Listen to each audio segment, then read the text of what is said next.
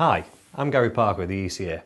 Today we're going to look at DesignGenie and designing circuits and sizing CPCs and using the armouring as a CPC.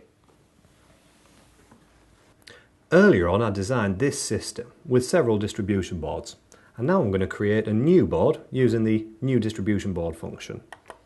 When I activate this I can choose what type of live conductor arrangement, call the distribution board a name and put some load data in there. In this case I'm going to go with an 80 amp load. I'm also going to change the power factor, the cos phi, from 0.9 to 0.8.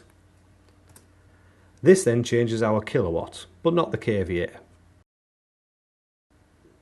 The protection I'm going to use as just standard. I'm not going to use separate overload and overcurrent devices. But what I am going to choose is a surface mounted cable. Clip direct, method C.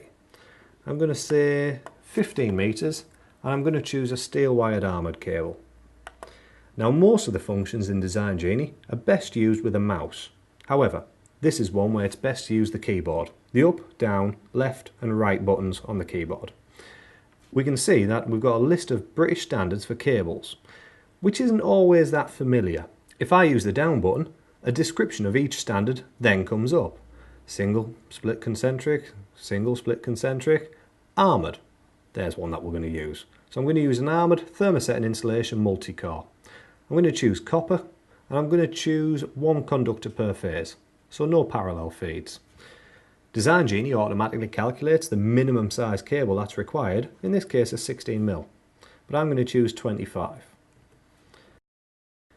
Now we see a small diagram appears saying what type of CPC we're using, either the armoured only, armoured plus an external CPC, or just the external CPC only. In this case I'll choose an armoured and an external CPC. Now we get to choose what size CSA for the external CPC, and I'm going to choose a 10mm cable to run alongside the armouring. The drawing now highlights both conductors being used as the CPC. Now I'm going to choose my protective device, and the easiest way to do this is to limit the options. Firstly, we choose what type of device we use: a circuit breaker, a fuse, an MCB, or a motor protection device. In this case I'm going to choose a circuit breaker.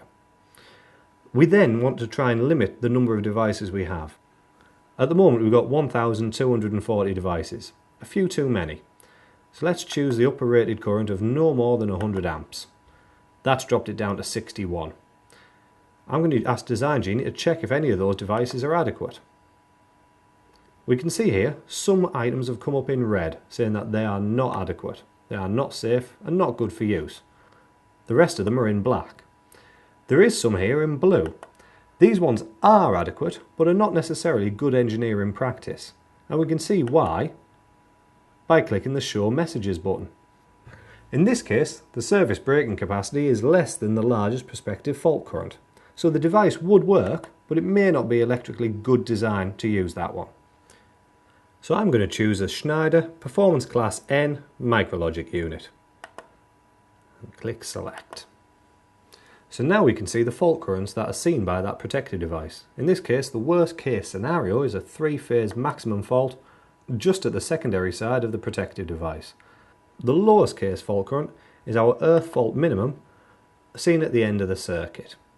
So now I've defined my circuit, I press OK, and we've got a feed to a new distribution board.